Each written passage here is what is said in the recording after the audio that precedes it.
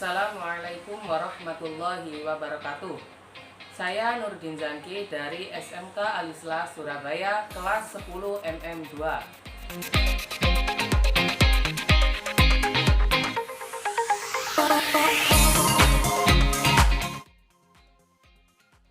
Ya, saya akan membahas tentang optik. Optik dibagi menjadi dua, yaitu optik geometris dan optik fisis. Ya, kali ini saya akan membahas tentang optik geometris. Tapi sebelumnya udah tahu belum apa itu optik? Optik adalah ilmu yang mempelajari sifat dan fenomena cahaya. Dalam optik geometris terdapat cermin dan juga lensa. Cermin merupakan permukaan kaca yang dilapisi logam, misalnya perak, bromin, atau raksa, sehingga permukaannya mampu memantulkan sebagian besar atau seluruh cahaya yang jatuh.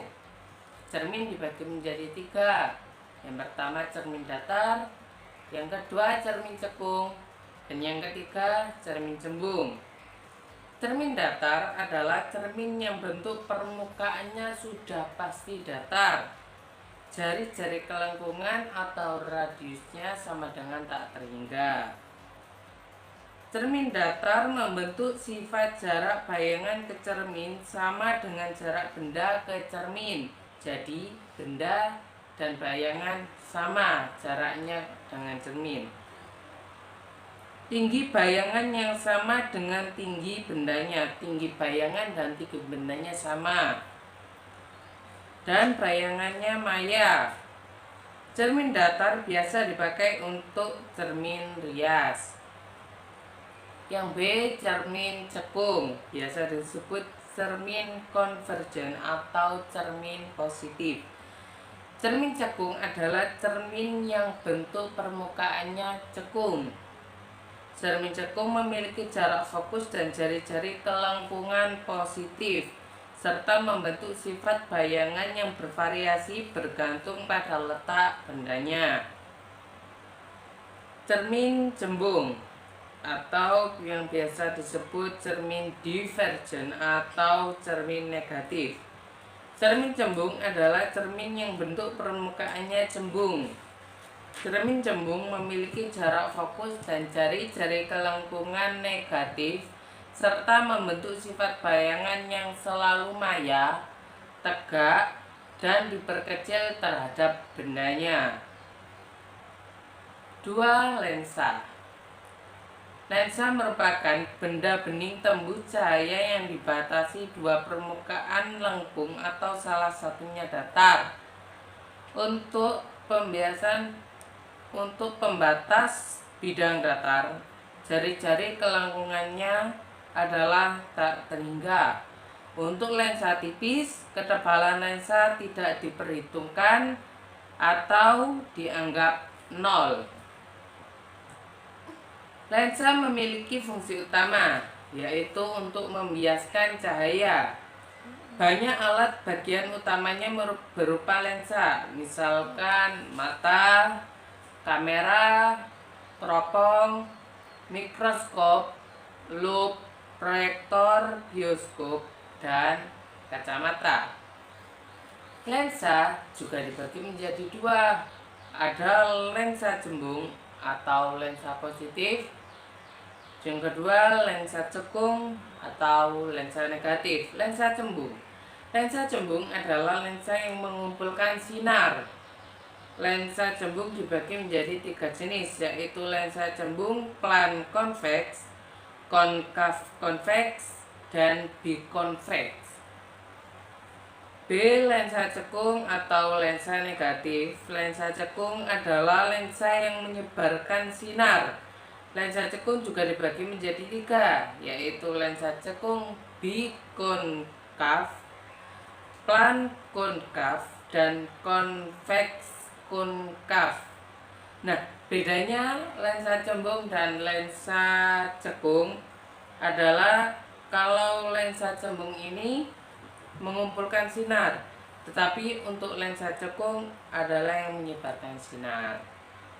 Kemudian pemantulan dan pembiasan cahaya.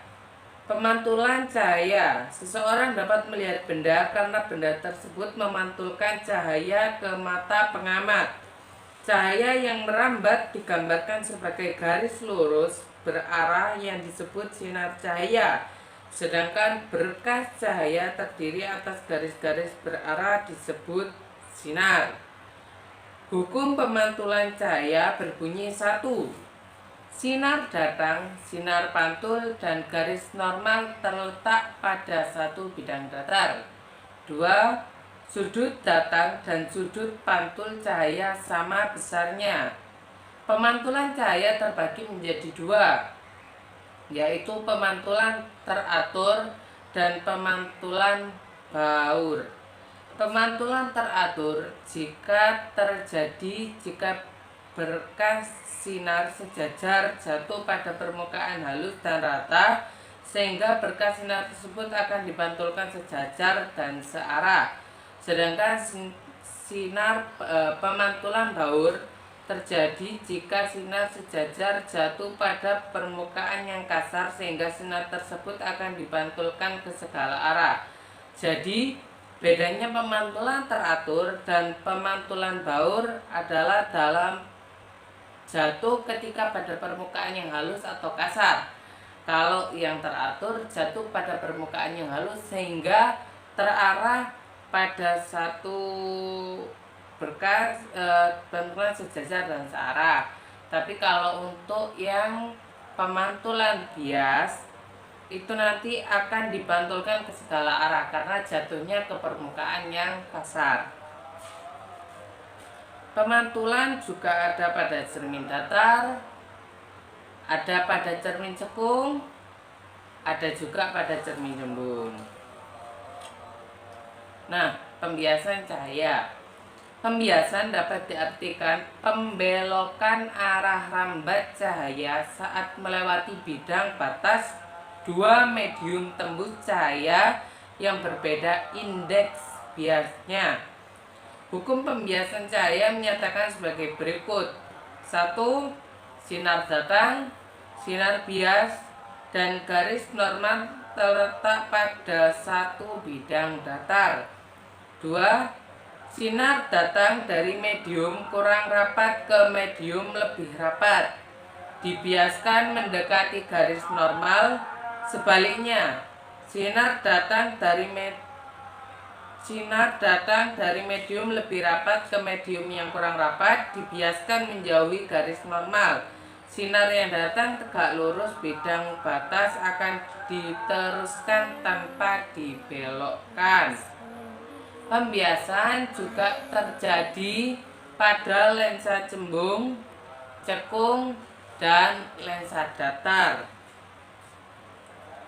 Pembentukan bayangan pada cermin dan lensa. Pembentukan bayangan pada cermin terjadi pada cermin datar, terjadi pada cermin cekung, terjadi pada cermin cembung. Kemudian pembentukan bayangan pada lensa. Pembentukan bayangan pada lensa cukup menggunakan minimal 2 berkas sinar istimewa untuk mendapatkan titik bayangan. A. Pemantulan bayangan pada lensa cembung. B. Pembentukan bayangan pada lensa cekung. Jadi cuma ada 2 untuk pembentukan bayangan pada lensa itu, cembung dan cekung saja. 3. Perbesaran bayangan. Perbesaran bayangan pada cermin cekung dan cermin cembung. Jadi perbesaran bayangan ini cuma ada 2, yaitu perbesaran bayangan pada cermin cekung dan cermin cembung. Yang kedua, perbesaran bayangan pada lensa cekung dan lensa cembung. Jadi bedanya adalah cermin dan lensa. Jadi dibagi menjadi 2, ada cermin dan juga lensa.